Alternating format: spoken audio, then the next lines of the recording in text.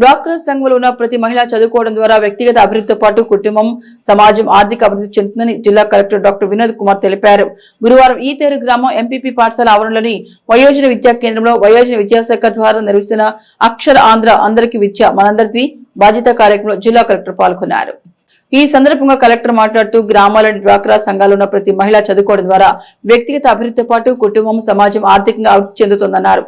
ప్రతి గ్రామంలో ఉన్న డ్వాక్రా సంఘాల్లో ఉన్న మహిళలకు వాలంటీర్ల ద్వారా సంఘంలో ఉన్న మహిళలకు చదువు చెప్పడంతో పాటు మహిళలు చదవడం, రాయడం నేర్పించాలని, వారికి బుక్స్ ను ఇంటికి పంపించాలన్నారు. వయోజన విద్యా కేంద్రం నందు గ్రామాలని మహిళతో కలెక్టర్ స్నేహపూర్వకంగా మాట్లాడారు. అక్షరాస్యత చదువుకోవడం ప్రాముఖ్యతను మహిళలకు వివరించారు. ప్రతి ఒక్కరూ అక్షరాస్యులుగా మారే దిశగా ప్రభుత్వం ప్రత్యేక చర్యలు తీసుకుంటోందని, అందులో మహిళలందరూ భాగస్వామ్యం కావడం సంతోషంగా ఉందన్నారు.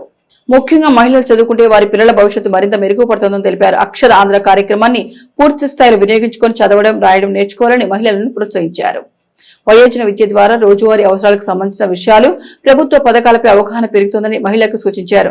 మీరు అందరూ ఇక్కడికి వచ్చి చదువుకోవడం నాకు చాలా సంతోషంగా ఉందని తెలిపారు.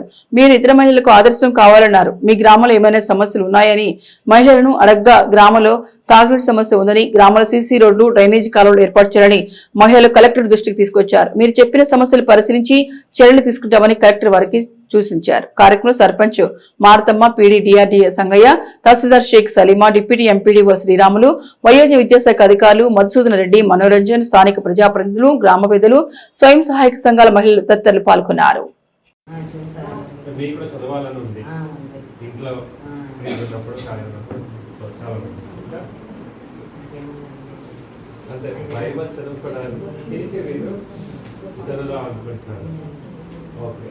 అంటే బైబిల్ మీరే చదువుకోవడం వల్ల మీకు ఏమొస్తుంది?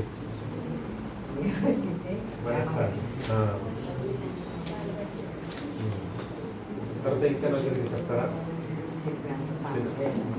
ఓకే, పిల్లలకి చూడు బైబిల్ ఎలా ఉంది, మనం ఎట్లా ఉండాలరా, మనం అలా చేయాలరా, ఇలా చేయకూడదు, మంచి చెడు చెప్తారు నాన్న గారికి. ఓకే, చాలా మంచిది. ఒకసారి వజ్రమ్మ గారికి గట్టిగా చెప్పండి.